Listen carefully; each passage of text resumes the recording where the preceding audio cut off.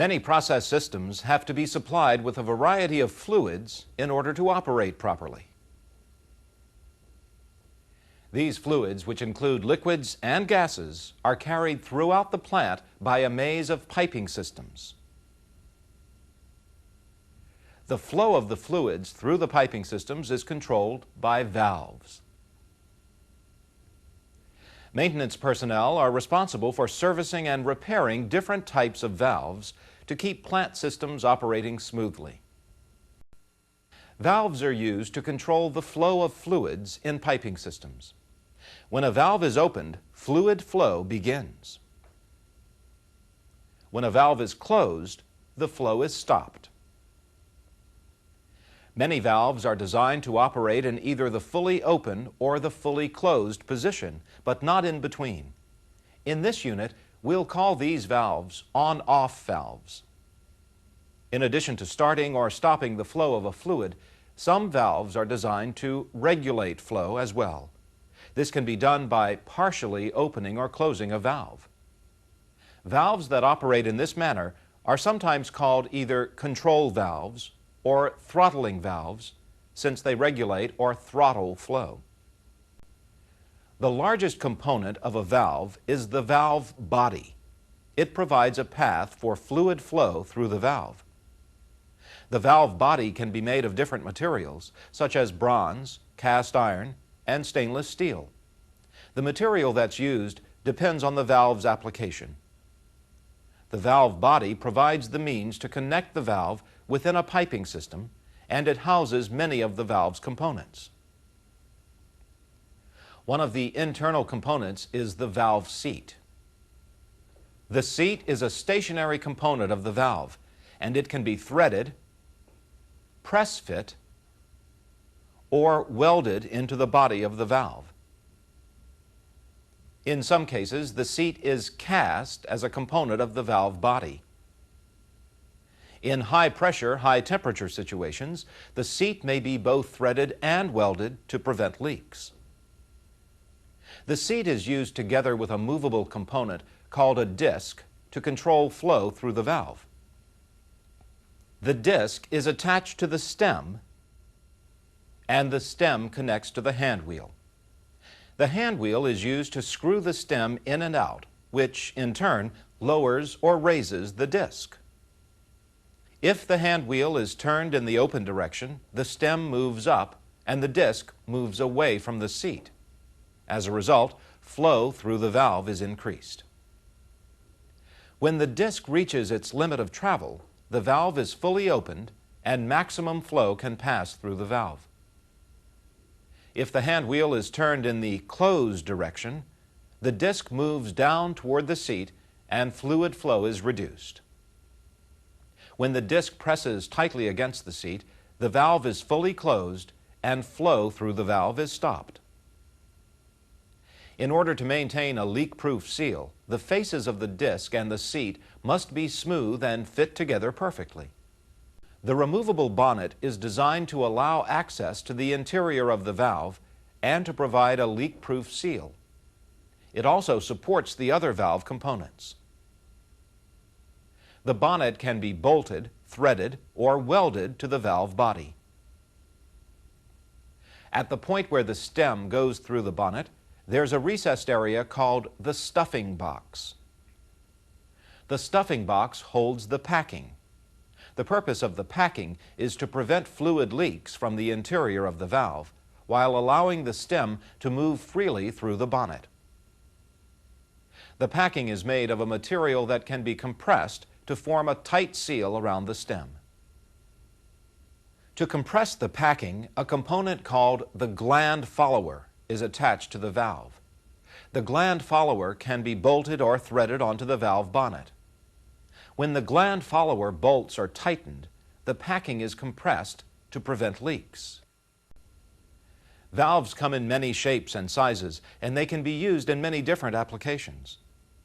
The way a particular valve is identified can depend on factors such as its physical characteristics or how it's being used.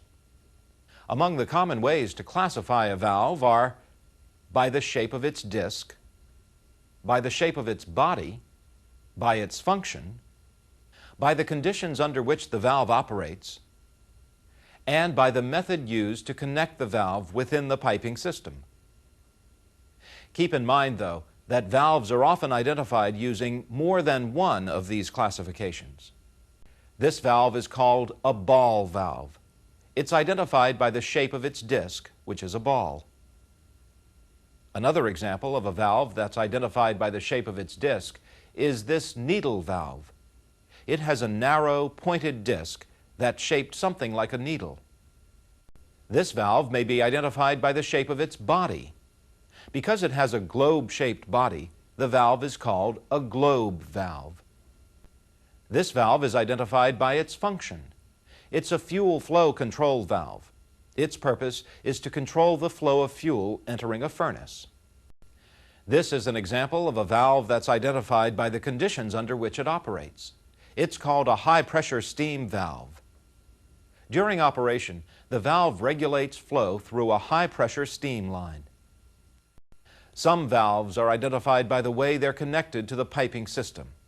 For example, this flanged valve gets its name from the fact that it has flanges that are bolted to the piping. Similarly, this threaded valve has threaded connections for joining it to the piping system. And this welded valve is welded to the piping. The same valve can often be identified in several different ways. For example, this valve can be called a fuel flow control valve because its function is to control the flow of fuel to a furnace. It can also be called a globe valve because of the shape of its body. And it can be called a flanged valve because of the way it connects to the piping system. Gate valves are primarily used for turning fluid flow on and off and for isolating equipment. They're normally installed in applications where straight flow is desired. A gate valve generally has a relatively long body and stem, which extend some distance beyond the piping that the valve is connected to. A gate valve typically has two seating surfaces and a disc that fits between them. The disc is raised and lowered, like a gate, to start or stop the flow of fluid through the valve. This valve has a wedge-shaped disc. When the closing point is reached, the disc is wedged tightly against the valve's seating surfaces and flow is shut off.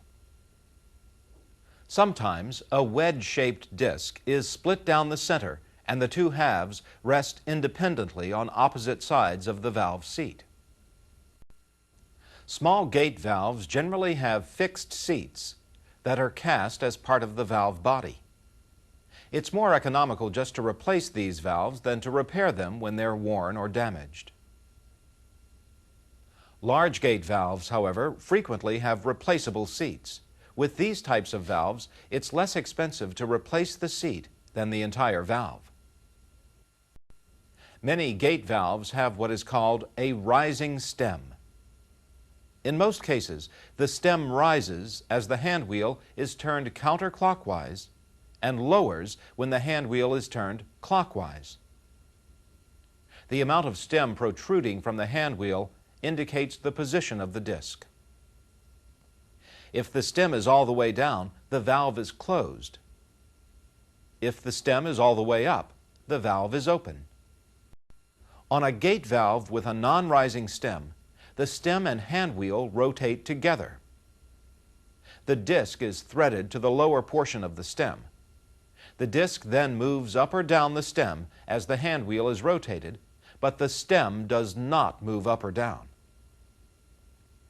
Because no allowances for stem movement are necessary, a non-rising stem is useful in applications where space is limited. Gate valves work best when they operate in either the fully open or the fully closed position.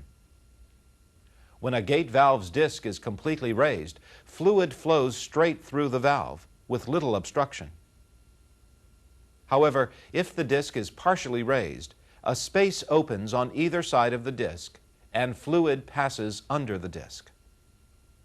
This type of flow creates turbulence and causes the disc to swing from side to side, banging or chattering against the seating area. The chattering quickly leads to wear on the seat and the disc. Eventually, the damaged valve won't be able to shut off flow even when it's fully closed. Also, the flow of fluid through a partially open gate valve wears the disc unevenly. In time, the edges of the disc that are most exposed to the flow become eroded, and the disc can no longer seat properly. The seating surface, body type, and disc arrangement of a globe valve vary according to the design and function of the valve. For example, an angled globe valve, or angle valve, has a globe-shaped body with an inlet and an outlet at right angles. This design enables the valve to change the direction of fluid flow. Using an angle valve eliminates the need for the additional piping that's normally required to change the direction of flow when other types of valves are used. Several different types of discs are commonly used in globe valves. This is a standard or conventional type disc for a globe valve. The disc seats against a tapered, flat-surfaced seat. A globe valve with this type of disc is generally used in either the fully open or the fully closed position. It can, however, also be used for moderate throttling or regulating of flow. Globe valves with conventional discs are normally used in low-pressure, low-temperature systems. This globe valve has a composition disc. This type of disc is replaceable, and it comes in a variety of materials for different types of service, such as high and low temperature water, air, or steam systems. The seating surface for a composition disc is often formed by a rubber O-ring or a washer. This globe valve has a plug-type disc. The disc is cone-shaped and it fits into a cone-shaped seat. This design gives a wide seating area that makes the valve suitable for throttling flow. Also, the valve can be used for a wide range of pressure and temperature conditions. Needle valves are generally smaller and longer in relation to their piping than other types of globe valves. As this cutaway illustration shows, a needle valve's seat opening has a very narrow diameter. When the valve closes, the disc descends deep into the seating area. A small movement of the valve stem causes a small, gradual change in the flow rate through the valve, which makes the valve capable of precision throttling. So needle valves are often used when precise regulation of flow is needed. Many globe valves, especially those used in steam systems, have a back seat that provides a seal between the stem and the bonnet of the valve. When the valve is fully open, the raised disc seats against the back seat. This prevents system pressure from building against the valve packing and keeps fluid from leaking into the upper part of the valve. In most globe valves, fluid normally flows up through the seating area and against the entire surface of the disc, making two nearly right-angled turns. Regardless of whether the valve is fully open or partially open, fluid flow contacts all the surfaces of the disc and seat, so wear on the valve parts is relatively even. As a result, even after it's been used for throttling for long periods of time, a globe valve can usually retain its ability to close completely. In this part, we'll look at plug valves, ball valves, and butterfly valves. A distinctive feature of these valves is that none of them has a disc that moves up and down from the valve seating area. Instead, each type has a disc that rotates. The rotating disc enables the valve to be opened and closed more quickly than many other types of valves. Also, the valve seat for a plug valve, a ball valve, or in this case, a butterfly valve, is usually made of a resilient material, such as plastic or rubber, that provides a firm fit and a tight seal when the disc closes on it. An operating lever or handle is used to position the rotating disc of a plug, a ball, or a butterfly valve. For instance, when the handle of this plug valve is turned, the disc rotates 90 degrees from the fully open position to the fully closed position, or vice versa. You can determine the position of the valve by looking at the position of the handle. When the handle is in line with the piping that the valve's attached to, the valve is open. When the handle is perpendicular to the piping, the valve is closed. Plug valves are generally used for on-off control in applications that require a tight shutoff, as in this gas line. When the handle is turned, the disc makes a 1/4 turn that quickly opens or closes the valve. When a plug valve is fully open, the ports in the disc, or plug, are lined up with the inlet and the outlet of the valve body so that fluid can flow through the valve. When the valve is fully closed, the plug is turned so that its ports are perpendicular to the valve body's inlet and outlet. For proper operation, the plug has to be able to turn in the seat, but the plug and the valve body must fit closely, so there's no leakage around the plug when the valve is closed. Because of the close fit between the plug and the body, the turning of the plug can gradually wear out the plug and the valve body. If either of these parts wears excessively, it may no longer be possible to completely shut off fluid flow when the valve is closed. Many plug valves, as well as other types of valves, use some means of lubrication to minimize friction between the valve's moving parts. However, some plug valves don't require lubrication. This plug valve, for example, has a plug that's enclosed in a sleeve that's made of a Teflon-like material, which is self-lubricating. Non-lubricated plug valves are especially useful for applications in which lubricant must be prevented from contaminating the fluid that moves through the valve. Like a plug valve, a ball valve has a disc with ports that are aligned with the inlet and outlet of the valve body to either allow or stop flow through the valve. As its name indicates, a ball valve's disc is called a ball because of its shape. The ball is highly polished, and its surface is smooth and uniform. A ball valve's disc fits snugly into a ring-shaped two-part seat. The two parts of the seat are called wipers. They're usually made of nylon or another elastic, self-sealing material that prevents leakage. One wiper fits on the inlet side of the body, and the other fits on the outlet side. During operation, there's little friction between the highly polished, smooth ball and the wipers. So ball valves generally don't require lubrication. Ball valves are commonly used for on-off applications. This is a butterfly valve. Butterfly valves may be used for various purposes, but they're normally restricted to low-pressure, low-temperature systems, such as a low-pressure gas line or a cooling water system. They're particularly useful on large volume systems where space is limited. Like plug valves and ball valves, a butterfly valve also uses a disc that rotates. However, the disc in a butterfly valve does not have ports. Instead, the valve has a thin, flat, circular metal disc that is rotated to open or close the valve. The round body of a butterfly valve is also relatively thin. So this valve takes up much less space in piping than many other types of valves. The rate of fluid flow through a butterfly valve is adjusted by using the handle to change the angle of the disc. The handle is a lever that may include a spring-loaded locking device.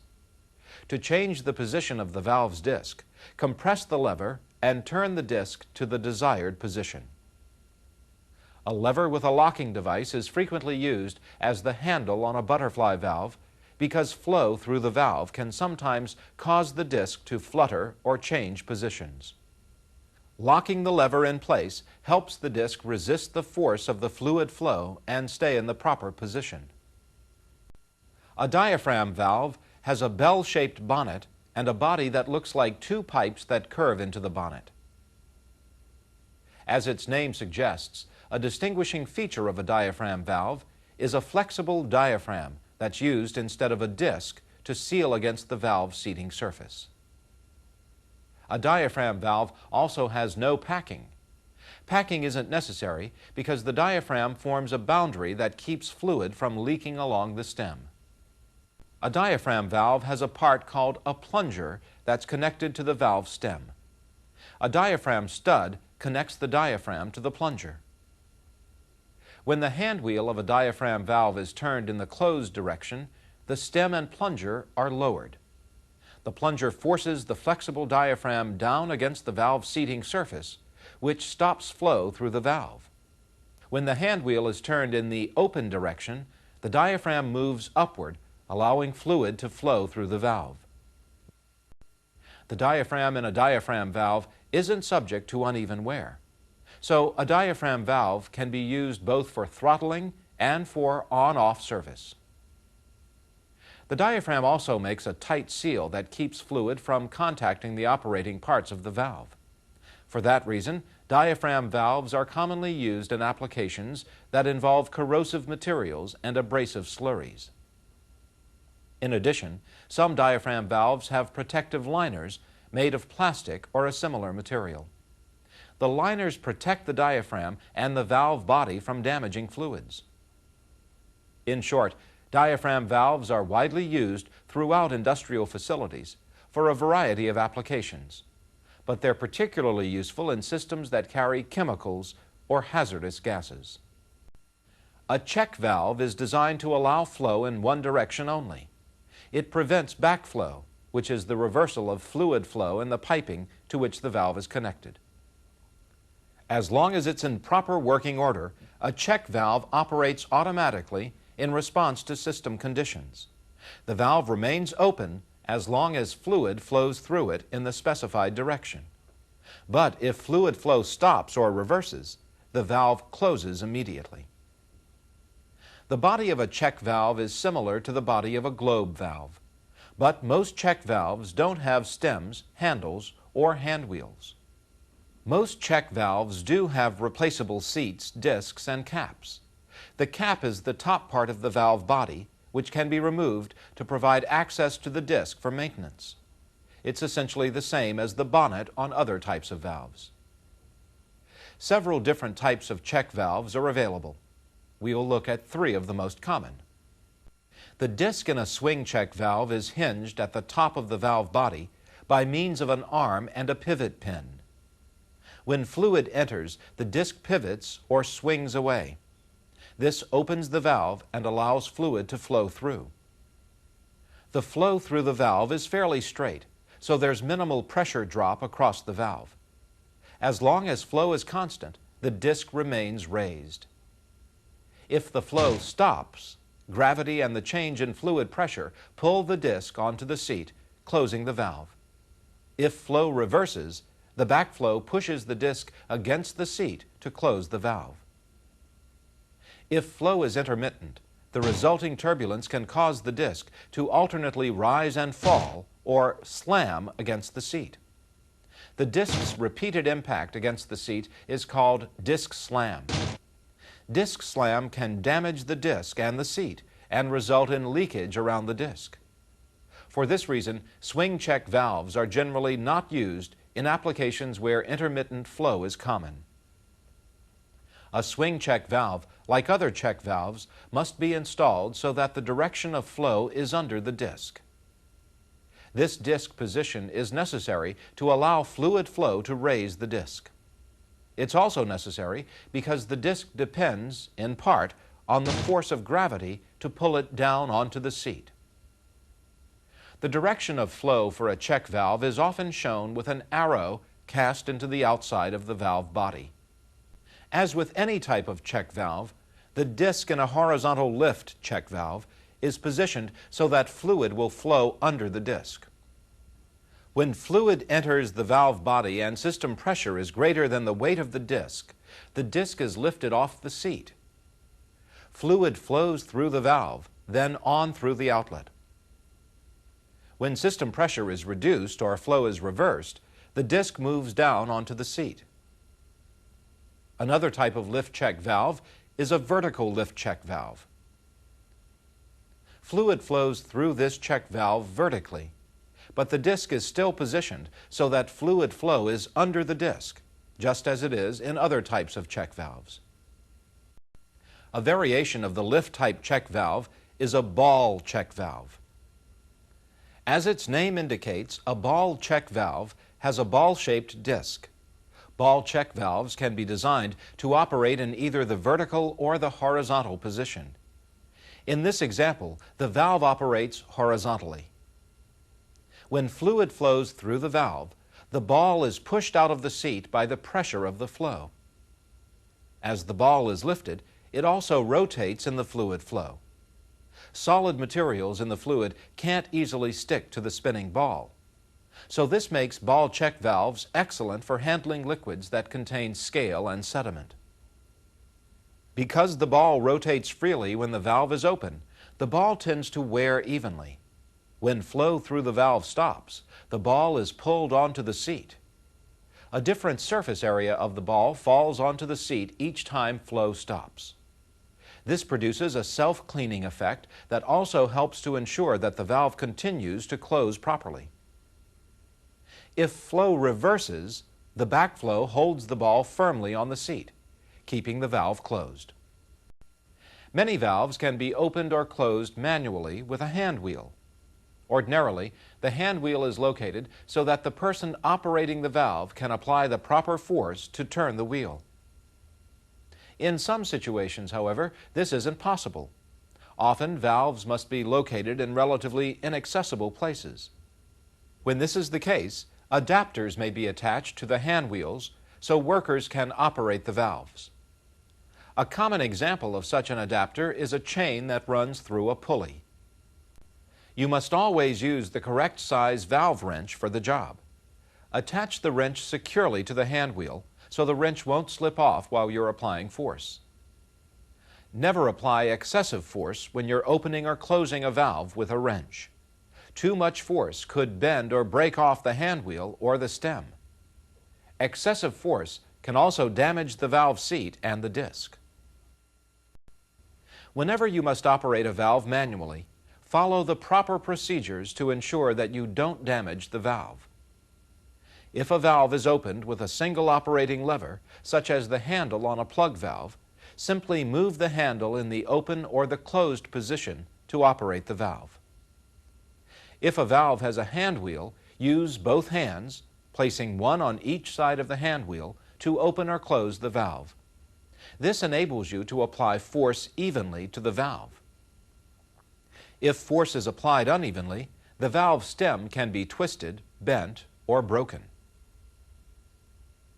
When a hand wheel is used to operate a diaphragm valve, excessive force could cause the diaphragm to jam into the seat and be cut, resulting in leakage.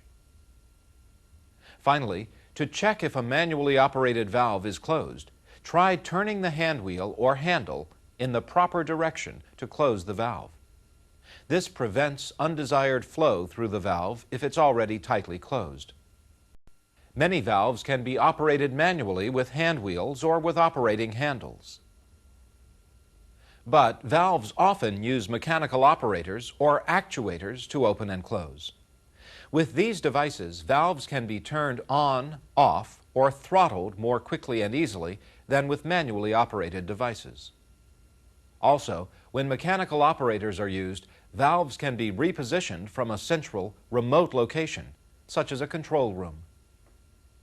Common types of mechanical operators include pneumatic, hydraulic, and electric. Pneumatic operators, or actuators, use air pressure to produce motion that positions a valve. There are several different kinds of pneumatic operators. A diaphragm actuator is a pneumatic operator that uses air acting on a flexible diaphragm to position a valve. The diaphragm is raised or lowered by variations in applied air pressure. There are different designs of diaphragm operators, but they all allow flow to be automatically regulated as system conditions change. So these types of operators are often used for throttling valves. Typically, the diaphragm separates two chambers within the body of the mechanical operator. A spring holds the valve open or closed, depending on its design, when no air pressure is being exerted on the valve. Disc movement is adjusted by varying the air pressure that's applied to the diaphragm. As air pressure is changed, the valve is opened or closed. This piston actuator is a pneumatic operator that uses a piston inside an airtight cylinder to position a valve. It's generally more suitable than a diaphragm actuator for jobs that require relatively long stem travel or more force to position a valve. This vane actuator is a pneumatic operator that uses air pressure against a vane or paddle to position a valve. This type of pneumatic operator is used primarily with ball, plug, and butterfly valves. A hydraulic operator uses the pressure of a liquid against a piston to position a valve. A hydraulic operator generally develops more force than a similarly sized pneumatic operator. Some of the force exerted on a pneumatic operator is used up in compressing the air in the operator.